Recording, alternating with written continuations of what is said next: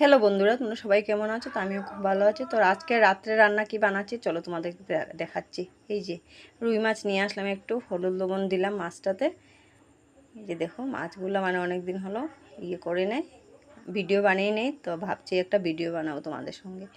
তো এই যে মাছগুলোকে হলুদ লবণ মেখে ভালো করে, কেন না মাখলে ভাল লাগে না। আর তারপর কড়াইয়ে তেল দিয়ে দিলাম, তেলটা গরম হলো, দেখলাম একটু নুন দিয়েছি, তারপরে মাছটা দিয়ে দিলাম। এই যে দেখো মাছটা দিয়ে একটু লাল হলো, তারপর উল্টিয়ে দিলাম মাছটা একটু ভাজা হওয়ার পর বানাবো আজকে কি আলু টমেটো দিয়ে মাছের ঝোল বানাবো। এটা এই যে দেখো মশলা আদা পেঁয়াজ এটা বেটে রাখলাম। আর এই যে হলো মাছগুলো দেখো কিন্তু লাগে নেই কড়াইয়ে, একটা পিস লেগে গেল একটু, তার বাকিগুলো কিন্তু লাগে নেই। এই যে তো মাছগুলো প্রায় হয়ে গেল ভাজা, তো নামিয়ে দেবো এখন। চলো এই যে মাছগুলো ভাজি আমি নামিয়ে দিচ্ছি।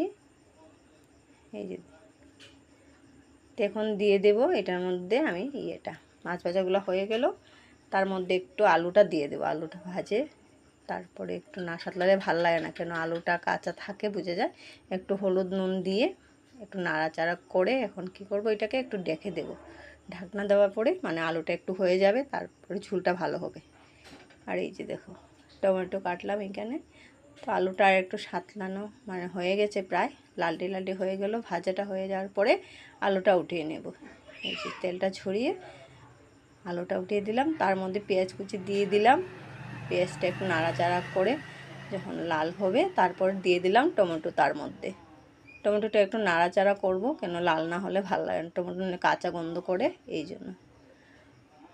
আর হয়েছে এই যে নাড়াচাড়া করছি, একটু লালটি না হলে ভালো লাগে না। তার মধ্যে দিয়ে দিলাম লাল হওয়ার পরে মশলাটা দিয়ে দিলাম, আদা পেঁয়াজ রসুন একটু দিয়েছি, কেন নইলে ভালো লাগে না খেতে। তাই মশলাটা অনেকটা সাঁতলিয়ে নিলাম। সাঁতলাতে সাঁতলাতে কেন তেলটা যদি না বেরোয় কি মানে ভাল লাগে না, অনেকটা মানে গন্ধ লাগে। তারপর দিয়ে দিলাম আলুটা তার মধ্যে দিয়ে একটু নাড়াচাড়া করছি। আর দেখো আমার ঝোলের কালারটা কেমন হয়েছে, ভালো লাগছে নাকি দেখো তো। তোমরা কারা কারা এমনি রান্না করো আমাকে বলবে কিন্তু।